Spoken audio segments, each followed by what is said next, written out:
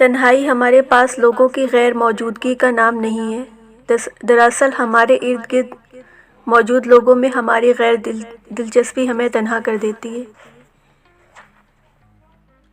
کیا دلکش، کیا بدصورت! ہر چہرے پر نقاب ہے، ہر شخص باحجاب ہے۔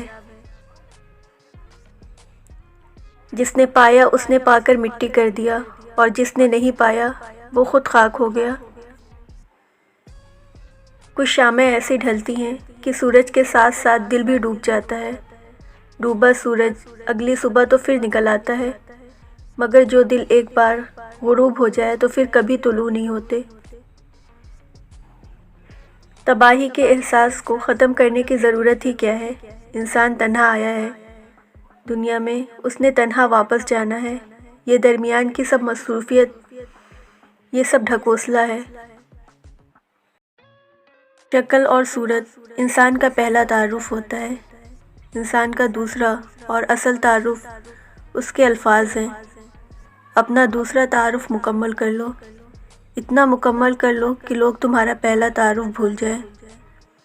لفظوں کی سلطنت کے بادشاہ بن جاؤ گے۔ ہم جیسوں کو ٹھیک وقت پر خواب کچل دینے چاہیے۔ خواب جتنی دیر میں ٹوٹے، تکلیف اتنی زیادہ ہوتی ہے۔ میرے ساتھ میری سب سے پرانی ساتھی رہتی ہے۔ جب بھی میں واپس آتا ہوں میرا استقبال کرتی ہے، مجھے گلے لگاتی ہے اور گھنٹوں میرے ساتھ بیٹھ کر باتیں کرتی ہے۔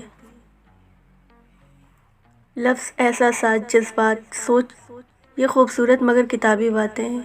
باہر کی دنیا انسان کو ظاہری شخصیت سے ناپتی ہے۔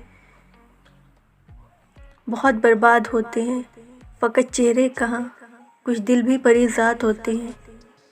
یہ دل جب ٹوٹ جائے تو فلک بھی کانپ اٹھتا ہے، محبت روٹھ جائے تو وبائیں پھیل جاتی ہیں۔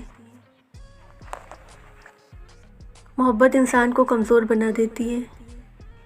کسی سے محبت مت کرنا، خواہ مخواہ اپنی نظروں میں خود شرمندہ رہو گے۔